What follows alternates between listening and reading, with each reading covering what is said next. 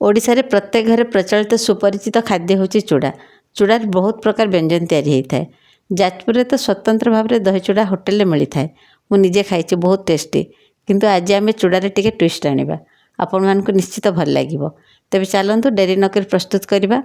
जय जगन्नाथ किचन कांतिर आपण मानक स्वागत।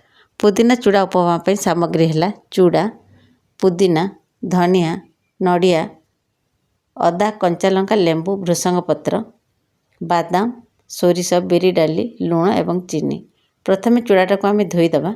ताको एमती जाली रे छाणिक रखिद। पानी पूरा निगड़ी गले भल। जदि पानी टिके रहीजब ना से कादो टाइप रे हो जाए भल लगे खायापे। तापर कड़े रे तेल नहीं जा मीडियम फ्लेम रे रखिबा। बादाम को देदेबा।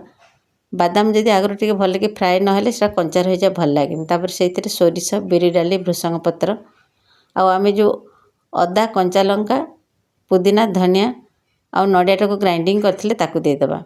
हाई फ्लेम रखिबा कहीं पानी जस्ट सुखीगला आम चूड़ाटा को मिसेबा। तापर लुण देदेबा आ टिके चीनी मध्य देदेबा। ताकि भल भाव में गोलीदेबा। लेंबूटा आगुरी चिपुड़ी देबा कहीं लेंबूटा आगुरी यदि न चिपुड़ा तार कंचा अंशटा था भल लगे। तापर चूड़ाटा को पकेले ना लेंबूटा यदि आगुरी पकईथबा सी आउ गोटा गोटा होकर रहे आ भांगेनी चूड़ाटा। तापर चूड़ाटा को दे भल भाव में गोलीदेबा। 2-3 मिनट गोलैकी ताको आम काढ़ा। देखो आमर प्रस्तुत होगला। कलरटा केते सुंदर हो बहुत ही भल लगे। आपण मैंने करंतु आ कम समय भितर हो पारे। आपण करंतु आपणकर अनुभव मस्त शेयर करंतु।